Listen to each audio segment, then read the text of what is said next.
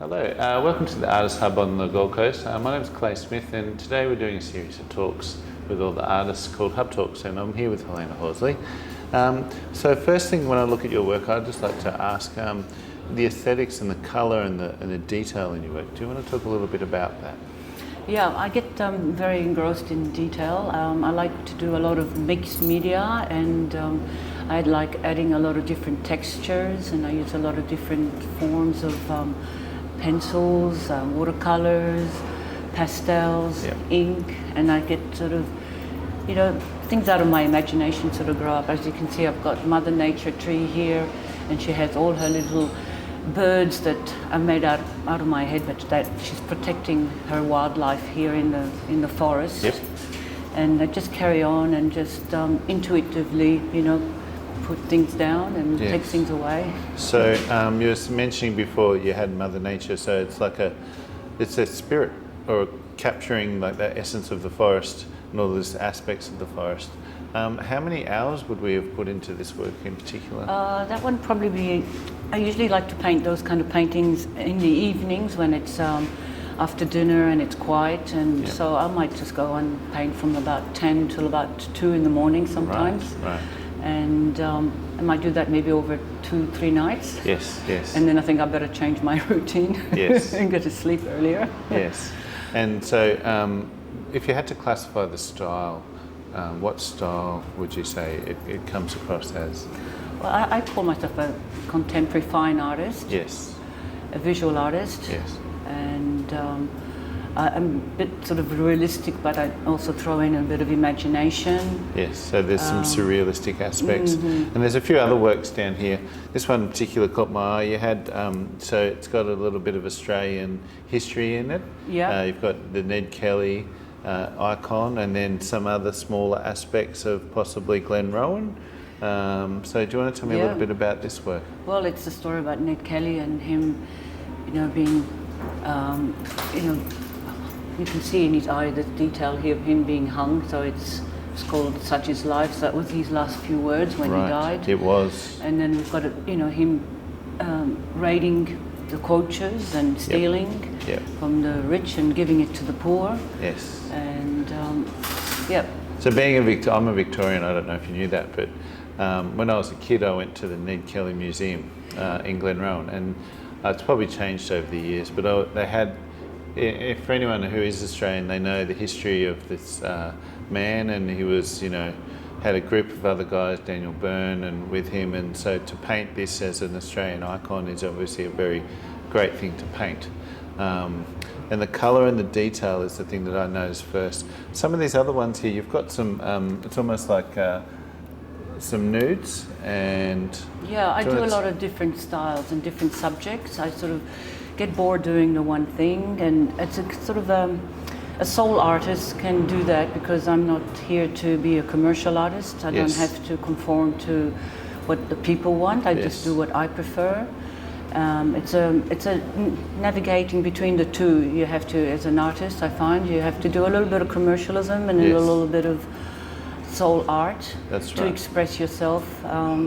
But sometimes you find that we cross over. We could be commercial artists and we could turn into soul artists. This is true. And then sometimes we're soul artists and we turn into commercialism. This is true. Yeah. Yeah, and having that variety of style always keeps you interested as well. Yeah. So, and it keeps me growing, because I learn more about myself as I keep changing, and I have different subjects, and as I grow into different interests of my life. And we're on the coast here. This is a whale. So this looks very commercial as well. It looks a bit more like a Gold Coast thing that I think a lot of tourists would like here on the Gold Coast. So having that, dancing the line between commercial art and then having the soul artist, where you're painting stuff from the... have you always found the changes is easy to shift between the two? I think I just merge and just do what I like, how I feel, and if something doesn't work out, I don't get too frustrated. I just make it an abstract. Okay. So have you got a series of abstracts? This is one of them. This is a abstracted forest. Have you got another series of forest abstracts related to this, or do you ever actually, this one won the prize at the Royal Queen's Art Society, and then the partner of that one actually sold at the Doyle's Art Prize following the year before. Right. And I'm also a finalist this year at the Doyle's. Yeah. And so also you've entered that prize for a few years?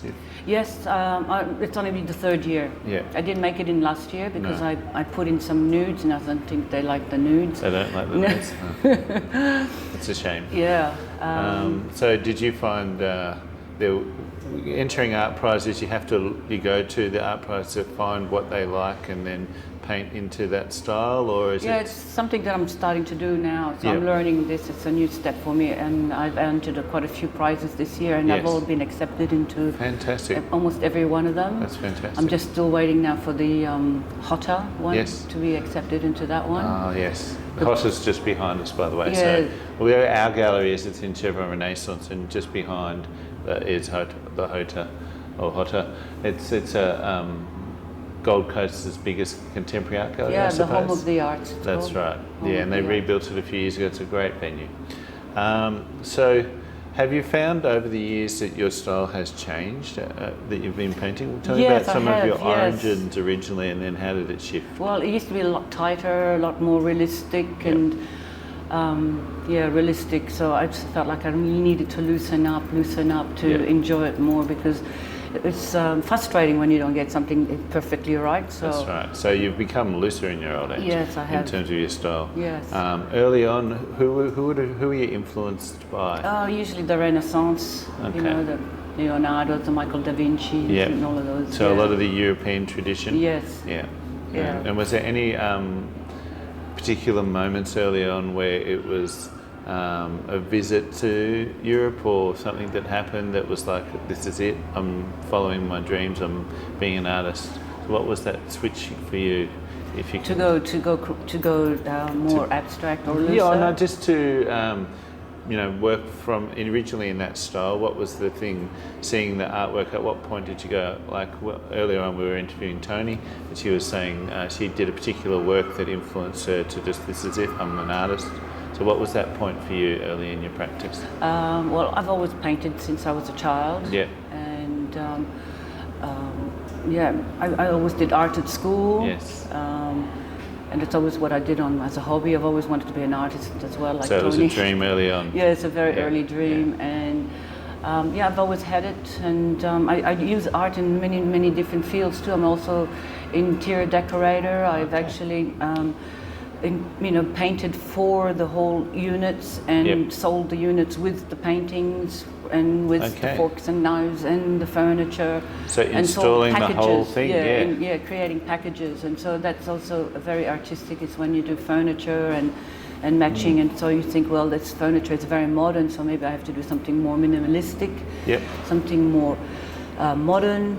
So do you find the crossover between interior decoration and art is a smooth and an easy fit? Do you find those two work really well together in terms of laying? Oh yeah, they work well, because you can paint for a room, and you can ask the client what sort of style, and or if not, sometimes they just leave it up to me. Yeah. I know there was a very quite big, and quite small. Yeah. I know there was a very famous Warhol quote where he said, if you can match the artwork to the couch, and he was talking about colour matching, and so people, doesn't matter what the artwork is, as long as there's a colour match. That's right.